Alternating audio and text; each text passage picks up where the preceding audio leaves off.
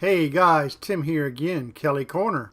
In this video, I'm going to talk about how to bug-proof your RV's refrigerator ventilation system.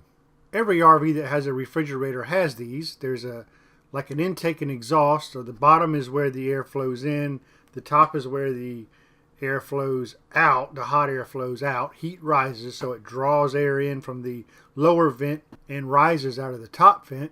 Unfortunately, with these openings, it invites insects and bugs. Our biggest fear is wasps or bees coming in making nests. Perfect spot for that, as Christy is highly allergic to any type of a bee sting, so we must take steps to prevent this from being a problem. We have tried different options available on the market to prevent insects from entering our RV in this manner.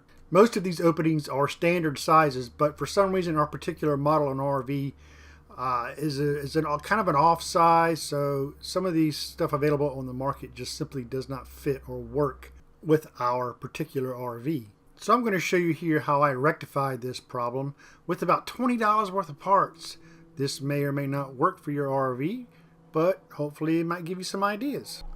Okay, we're going to be using basic aluminum screening, which is used for things like screened in porches. And we're also going to be using the aluminum railing that is used to hold the screen in place. This is basic screen installation material, very inexpensive. The railing is very flexible, easy to bend, and we will be using a Dremel to cut this with. And we have the screen installation tool, and that'll be used to insert this screening material called a spline, which just lines the inside of the rail, holds the screen in place. So as you can see here, we've carefully measured our dimensions of inside the openings where our vent screen will be installed. So we're going to transfer these measurements over to our screen railing with the idea that we're going to cut to length and actually bend where the corners are. We'll use a Dremel just to cut an insertion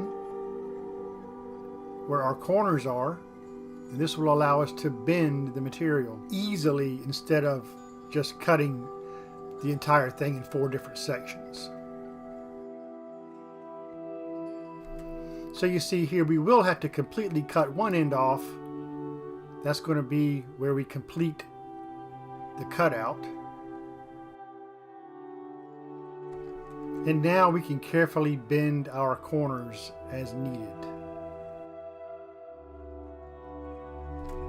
We have 3 corners to bend. Here's number 2, and then our 3rd corner. We'll bend it here, and now it's time to fasten together our last corner. We're going to be using aluminum angle iron here. We're just going to get this piece together, and we're going to mark our holes where we're going to be drilling little pilot holes for our self-tapping screws. We're also going to be drilling a couple of more holes marked here where we're going to add some wood screws that's going to secure our frame into place.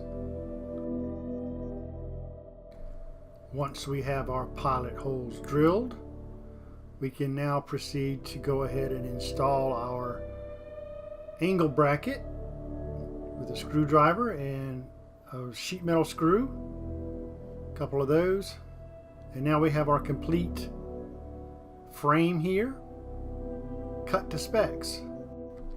What we do now is we just cut our screen out that's a fair bit larger than the actual dimensions, so we have plenty of screen to work with here.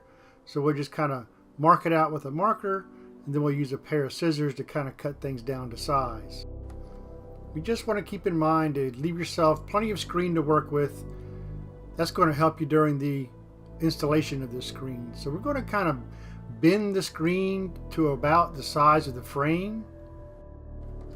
This will make it easier when we use the tool to install the spline, or the gasket that goes around that holds the screen into place. Now we just install the spline with our spline installation tool. If you've never worked with screen material before in this manner, You definitely need the screen installation tool, the spline installation tool for this. It may be a little troublesome at first, but once you get started with it, you'll realize you'll get the hang of it, and the project will go pretty easy from that point.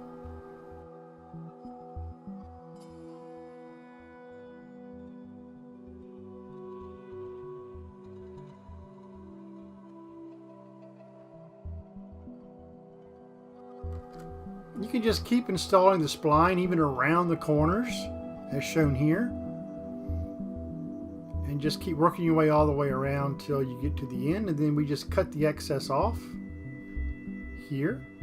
And then we'll also take our scissors and cut the excess screen away from the frame. We do the same process for the second refrigerator vent. And at this point, we'll be ready to install our vent screen into the RV. Okay, we'll be using just some basic hex head type wood screws. This will just screw right into the 2x2s that are framed in around the vent. And this is one final look at what we're going to be installing, the final product here. So yeah, it looks like we're good to go, ready to install. So we'll just take our screen and we'll go ahead and get it fitted inside our bottom vent. It should fit snug. And don't worry about small gaps that may be there, as we're going to fill those in. But once the frame is in place, get it fitted nicely, we're going to take our wood screws. We're going to go ahead and just screw them right into our little 1x1s, or there's 2x2s I think here that are behind the frame. We're going to go ahead and get those screwed in.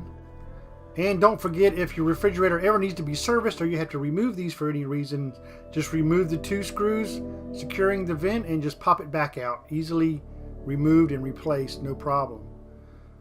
We'll get everything secured in this way.